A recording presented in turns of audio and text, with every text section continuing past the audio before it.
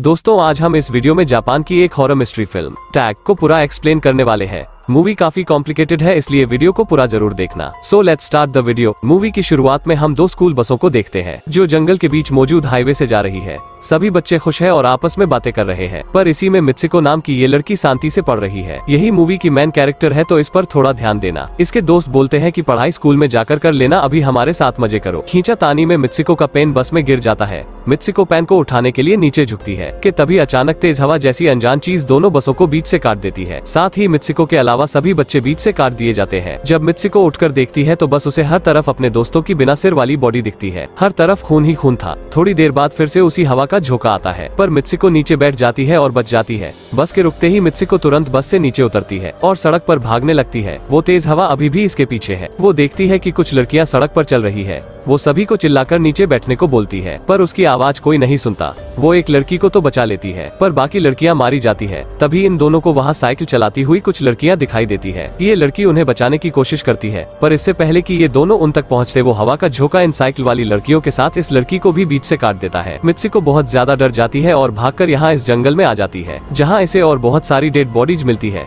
यहाँ ये एक डेड बॉडी से कपड़े बदलती है और खुद को अच्छे से साफ करती है। अब यहाँ से सीन शिफ्ट होता है और देखते हैं कि मित्सुको पैदल चलते चलते एक स्कूल में पहुँच जाती है, जहाँ और भी बहुत सारी लड़कियाँ हैं। हम यहाँ एक चीज नोटिस कर सकते हैं कि मित्सुको की यूनिफॉर्म इन बच्चों की यूनिफॉर्म से मैच कर रही थी। तभी वहाँ एक लड़की एकी आकर मित्सुको से पूछने लगती है कि तुम कैसी हो मित्सुको। ये दरअसल मित्सुको की बेस्ट फ्रेंड थी। मित्सुको उसे बोलती है कि क्या सच में तुम मेरी बेस्ट फ्रेंड हो, क्योंकि मित्सुको को कुछ भी समझ नहीं आ रहा था। तभी हवा का तेज झोंका आता है। मित्सुको डर से जमीन पर बैठ जाती है, पर हवा किसी का कुछ नहीं बिगाड़ती। मित्सुको डर कर स्कूल में आ जाती है। बेस्ट फ्रेंड एकी के पूछने पर वो मित्सुको बताती है कि ये हवा का झोंका सभी को काट रहा है, पर एकी मित्सुको को हिम्मत देती है और उसे बोलती है कि तुमने बस एक भयानक सपना देखा है। एकी मित्सुको को क्लास में ले जाकर उसके हाथ को खिड़की से बाहर निकालती है। सब ठीक था देखकर मित्सुको को भी यकीन हो जाता है कि वो उसका सपना ही था। अब एकी मित्सुको को अपने और दो दोस्तों से मिलाती है और सब आज क्लास से बंक मारने का प्लान बनाते हैं। क्लास से ये चारों जैसे ही बाहर आती है कि तभी इनकी टीचर इन्हें देख लेती है, पर ये चारों वहाँ से भाग जाती है। ये चारों भागते हुए एक नदी के किनारे आ जाते हैं। इनमें से एक लड़की इन्हें अपने सपने के बारे में बताती है। तभी दूसरी लड़की इन्हें पैरेलल वर्ल्ड के बारे में बताती है कि जो इस दुनिया में होता है वो दूसरी दुनिया में नहीं होता और दूसरी दुनिया में जो होता है वो यहाँ नहीं होता। तभी ये लोग वहाँ पर एक बिस्तर बिछा हुआ देखते हैं। ये चारों लड़कियाँ उस पर पड़े तकिए को उठाकर खेलने लगती है। तभी मित्सुको वहाँ दो लड़कियों को नोटिस करती है। उन दोनों लड़कियों ने आपस में ही शादी कर ली थी, पर तभी अचानक वो गायब हो जाते हैं।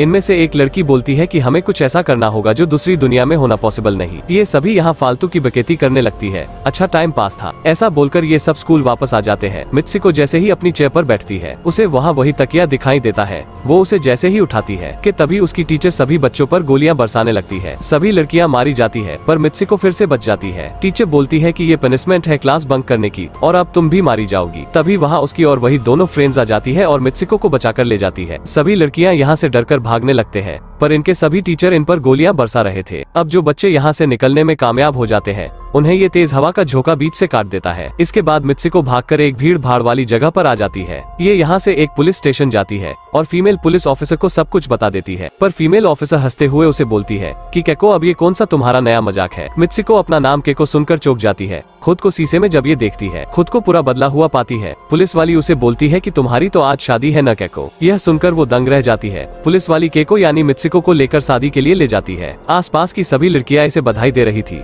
जैसे ही ये लोग चर्च पहुँचते हैं तो मित्सुको की बेस्ट फ्रेंड एकी भी वही थी। मित्सुको एकी से पूछती है कि ये सब क्या हो रहा है। एकी मित्सुको को बोलती है कि अभी शांत रहो, हम पर कोई नजर रखे हुए है, बस जैसा मैं कहूँ तुम वैसा ही करो। एकी मित्सुको को उसकी शादी के लिए अच्छे से तैयार करती है। वो जैसे ही जाने लगती है कि तभी वहाँ खड़ी सभी लड़कियां मित्सुको का मजाक बनाने लगती है। मित्सुको की फ्रेंड एक एक कर सभी को मार देती है और मित्सुको के हाथ में एक टूटे हुई कांच की बोतल देती है। अब मित्सुको वेडिंग एरिया में आती है और देखती है कि उसके ग्रूम की जगह एक बॉक्स पड़ा है, जिसमें से एक सुअर के सिर वाला आदमी बाहर आता है। मित्सुको बहुत ज्यादा डर जाती है और उस सुअर के सिर वाले आदमी पर उसी कांच की बोतल से अटैक कर देती है और सभी लड़कियों को मारना शुरू कर देती है। एकी भी उसकी मदद करती है, पर तभी वहाँ स्कूल की दो टीचर आ जाती है। इनको हराना थोड़ा मुश्किल था, पर ये दोनों उन्हें चकमा देकर यहाँ से निकल जाते हैं। एकी सभी टीचर्स को अपनी ओर डिस्ट्रैक्ट करती है और मित्सुको लगातार भागती रहती है। मित्सुको को रास्ते में एक इजुमी नाम की लड़की मिलती है जो उसे मैराथन में उसके साथ भागने को बोलती है। अब जब मित्सुको खुद को शीशे में देखती है तो ये दोबारा चेंज हो गई है। इस बार ये एक मैराथन में भागने वाली कैंडिडेट बन चुकी है। इसके पास और लड़कियां आती है और इसे बोलती है कि तुम तो एक अच्छी रेसर हो, तो भाग क्यों नहीं रही हो। इसे यहाँ अपने स्कूल की वो दोस्त भी दिखती है जो स्कूल में मारी गई थी। तभी हम देखते हैं कि वहाँ उसकी टीचर और वो सुअर सुअर के सिर वाला आदमी भी उसके पीछे भाग रहे हैं। मित्सिको के साथ वाली लड़कियां मित्सिको को यहाँ से कहीं और भागने को बोलती है। मित्सिको भागते हुए एक अजीब सी गुफा में आ जाती है।